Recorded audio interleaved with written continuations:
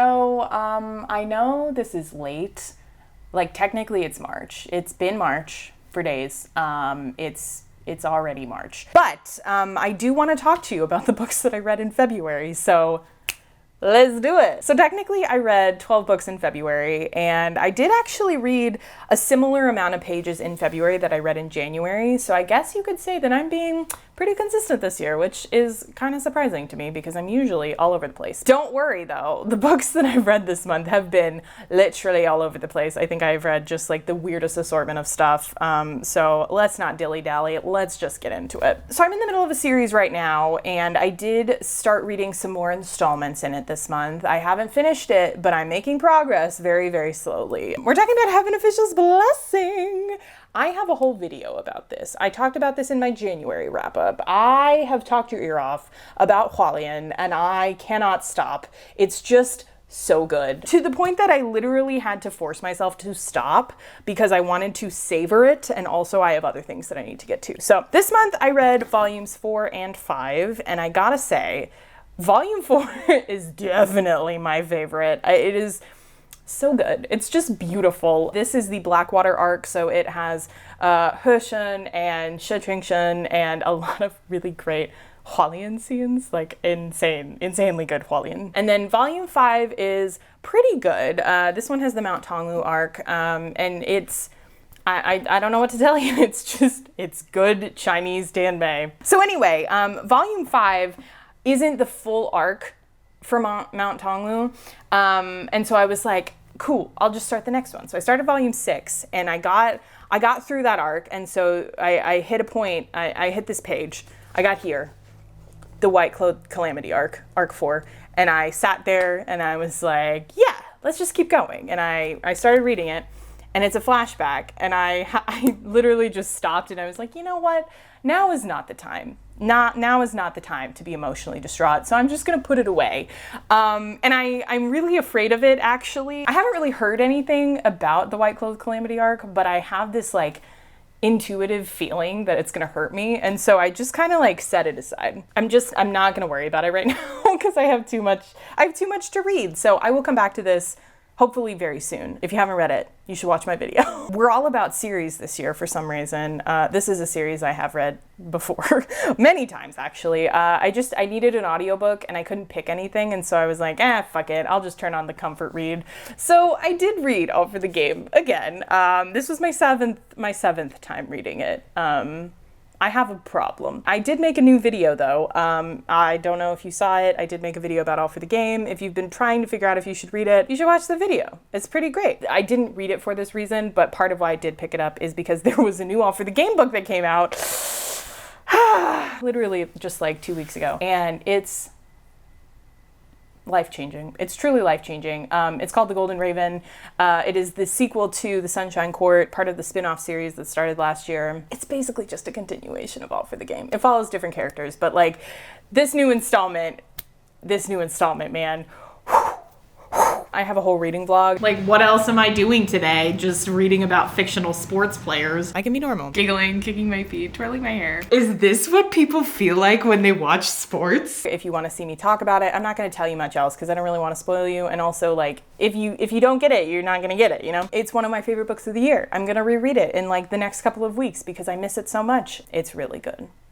The other series I'm working on this year is Realm of the Elderlings by Robin Hobb. I have a whole video about this one as well. Can you sense a theme? I have many videos. You should go watch them. I finished the first trilogy in this 16-book series. So it's separated into like trilogies, and I think there's a quartet or two. I read Assassin's Quest, and it broke me. And I can't do this. Actually, why did you guys make me do this? This is fucking insane! Oh my god! What is happening? Devastation. I will say, this is my least favorite in the trilogy, in the series so far. I didn't dislike it. It's a weird book. It's like 800 pages. It took me a long time to read because I was reading it in print, in paperback, and I never do that for fantasy anymore. And so I really took my time with it because it has really wacky pacing. And it's emotional torture, I would say. There were maybe 200 pages that were happy in this book. I'd say most of the 800 pages were just torture. I enjoyed it. I had a time. I talk about it in my Realm of the Elderlings video, but I have mixed feelings about it. So I don't know. You should read it though, because I'm suffering and I want you to suffer. For those who are wondering, I will be reading The Live Ship Traders next. I just have a lot of other stuff to get to, and I tried reading it the other day, and I was like, you know what? Now is not the time, actually. I need some more time to mourn, to think about Fitz, to just sit with my feelings. So there were a couple of new releases this month. I already talked about The Golden Raven. I do want to talk about Deep End by Ali Hazelwood. I did read it. I'm not going to dive in too deep because I don't want to spoil anybody, and also I don't think anybody actually cares. I love Ali Hazelwood. I love Ali. I think she is maybe not the best writer of our generation, but she writes characters and stories that really resonate with me. And I laugh, I cry, I have a great time. It's wonderful. Deep End is my least favorite Ali Hazelwood book. And I don't know if that's controversial or not. I do think Bride is better. Here's the thing. I have a whole Goodreads review. You can go read that if you want to know like my serious in-depth thoughts. I gave it 2.5 stars on Storygraph. I think that says enough. I didn't know it was going to be about kink, and that's not a problem. I can read kink. I can read BDSM. I know that's surprising to you probably, but I've upped my tolerance. I'm really good at reading about sex now, and I can just go through it. Like, it's fine. It's nothing. However, if you are going to make a disclaimer at the beginning of your book that you're writing about kink, you're writing about BDSM, it's gonna be kinky, you should make it kinky. Like, I just think it wasn't kinky enough to warrant a disclaimer, personally. I think it was really vanilla. The two characters who were supposed to be really kinky just walked around the whole book being like, oh my god, we are sexually depraved, we are crazy, we're so gross. I didn't see any proof of that. They didn't really show me how kinky they were, and so I just spent the whole time being like, okay, like, when is it gonna get crazy? When am I gonna see some like sexy depraved shit? And it didn't really happen. So that is my main critique, is that I think it was too vanilla. Go check out my review though, because it's super fun. February is Black History Month. I don't know if you know that. The American government seems to forget and or not care that that's the case, but because it's Black History Month, I wanted to read some Black reads. I was in the middle of so many series and little things here and there that I didn't get to read as much as I wanted to, but it's, you know, it's a year-long thing. Like, I will be reading more Black fiction and Black nonfiction going forward, obviously. But specifically this month, I read 3 books by Black authors, and they were really, really crazy. The first book I want to talk about is one that's been on my TBR for a very long time. People have raved about this man, this writer, for months and years, and I have always wanted to know what he writes. And so I finally read They Can't Kill Us Until They Kill Us by Hanif Abdurraqib, and he is wonderful. I'm obsessed with him. I cannot tell you how much I adore him. I think he writes beautifully, and his voice and the things that he's interested in are so compelling. This book is a book of essays, and even though most of the essays do revolve around the Black American experience, racism, etc., they are about a wide variety of things. He talks a lot about grief, he talks about music, he talks about sports, and it's really just like a wide range of essays. It's really, really compelling for that reason. It was originally published in 2017, and so most of the essays he's writing in the wake of the start of the first Trump administration, which is heavy stuff. Like, it's not an easy read. I had to sit with it for a long time because there's so much in there. I started reading this at the start of the second Trump administration, and unfortunately all of it is still relevant. It doesn't feel dated at all.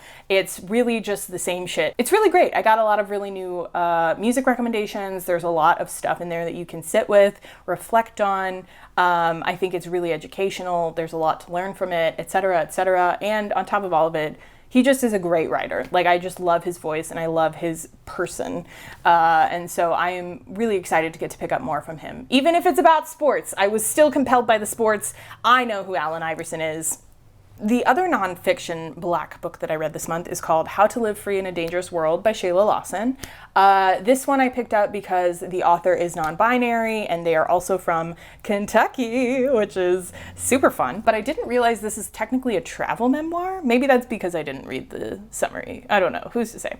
But it's not your typical travel memoir. I feel like when you hear the words travel memoir, you're like, oh my God, a white lady is on the beach and she's going to learn about herself. And it's like, no, that's really not what this is. This is more like we are going forward with the author as they move to different countries to do different things, to pursue their dreams, but also to help other people. So it talks a lot about like what it means to be a Black American in a foreign country. And obviously it reflects on racism and it reflects on culture and a lot of other things, but I feel like I just learned a lot, whether it was about the author or the world or myself. There were a lot of instances where I was like, is that me? Am I? Maybe non-binary? Close that door. We're not going to talk about it. I think everybody should read it. I think it's really educational, but it's also just like really well written and really compelling stuff. I love the author and I love the voice and I loved the audiobook. It was really, really a great audiobook. So I'm on this adventure where I am trying to read a book from a different language that was translated into English every single month of the year. It's been crazy, honestly. I didn't know what I was in for when I started last month, but this month I feel like I finally understand what I'm going to be doing for the next couple of months. And it's really great. It's really compelling. So because it's Black History Month, I really wanted to read a book that was translated from an African language, and I do not know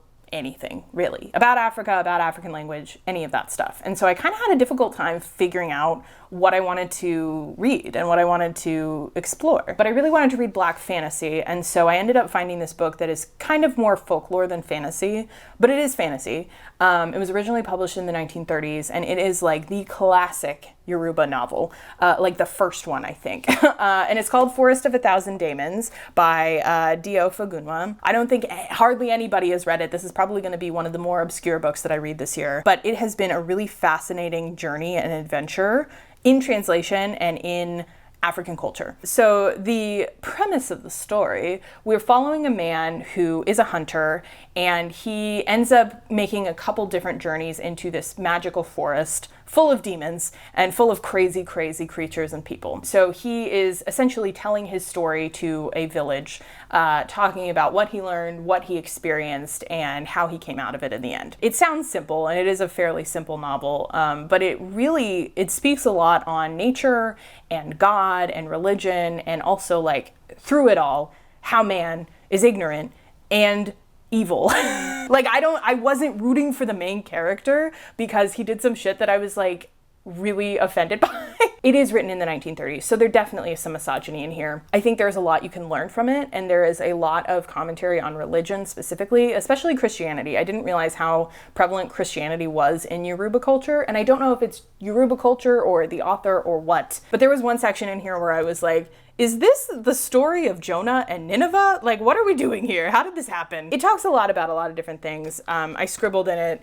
That's what I'm like trying to do with all of my translation books this year. I'm trying to really be present and engage with my books, and it's going really well. I really, really like it. I also am really digging like translator notes.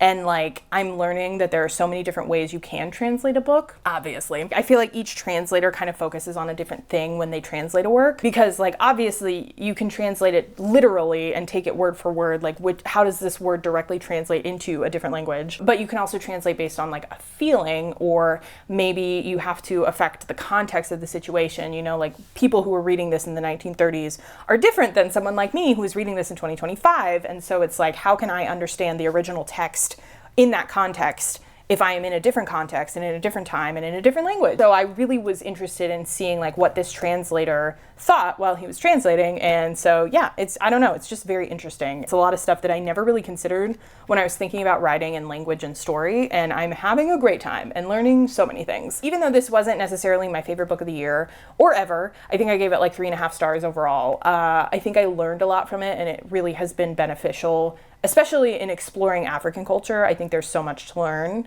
and I feel energized and ready to start my next translation, which I have already started, and I will talk about in a minute. I have one more kind of that I want to talk about, and the reason I'm bringing this up is because of the other new release book that came out in February.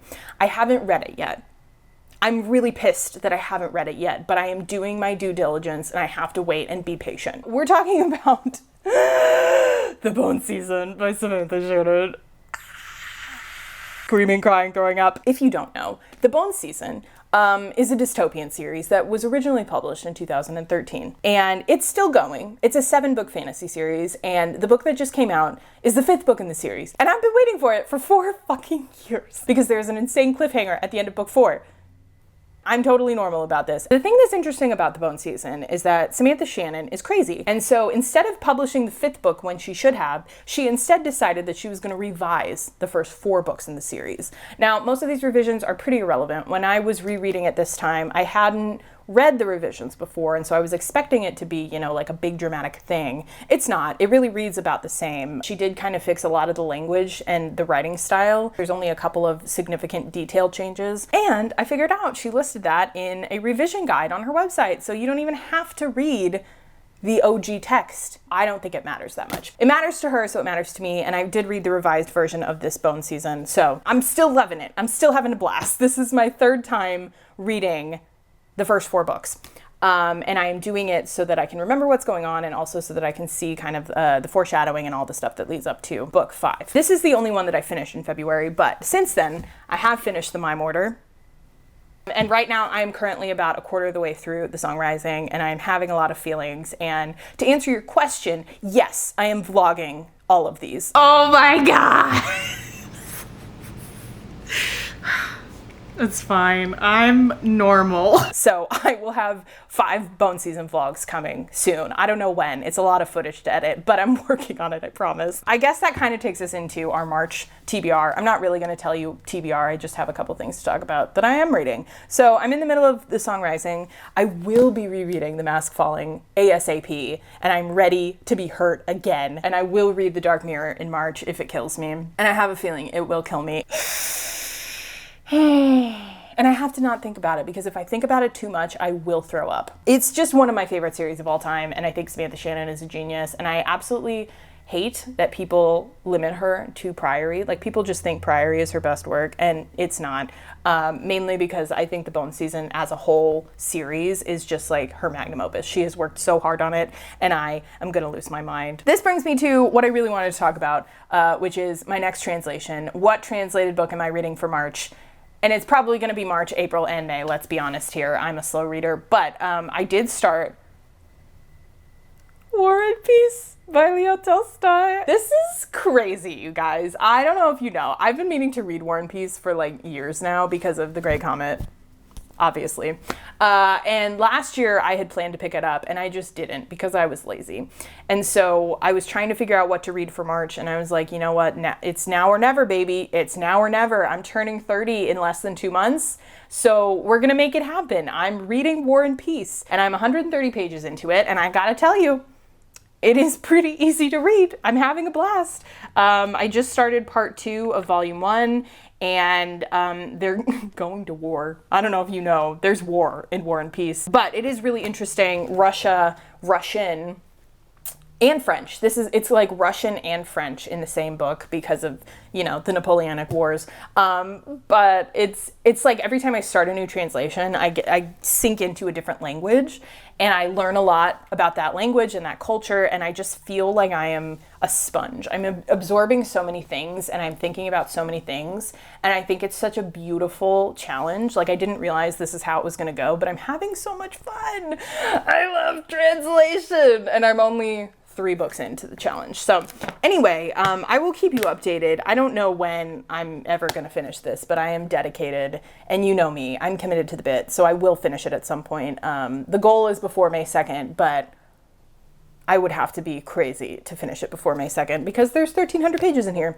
But who knows? I've done crazier things. So we'll see what happens. It's crazy. I feel crazy. Like, I am so excited about this reading year, and it's only just begun. But like, my TBR is on fire. Every time I pick up a new book to read, I feel like I'm reading one of the best books I've ever read. And I just feel so energized, even though at the same time I'm rereading a bunch of my favorite books. Like, I don't know what to tell you. I just feel like I'm bouncing off the walls, and like everything makes sense in my galaxy brain. Like, I am doing everything I ever wanted, you know? Does any of this make sense? I sound like a crazy person. That's all we have for today. I'm reading many, many books. I am having many, many epiphanies. I'm listening to Kelsey Ballerini's album Patterns, and it is so good. Otherwise, I'm doing good. I am alive. And I have many, many videos planned. I have so many Bone Season vlogs to edit. You guys have no idea. It's fucking insane. Thank you for watching. Thanks for sticking around. Please let me know what you're reading, or if you have any thoughts about the books that I've been reading. Don't forget, you can add me on Storygraph. You can add me on Goodreads. And yeah, that's the tea. That's what you missed on Glee. Bye.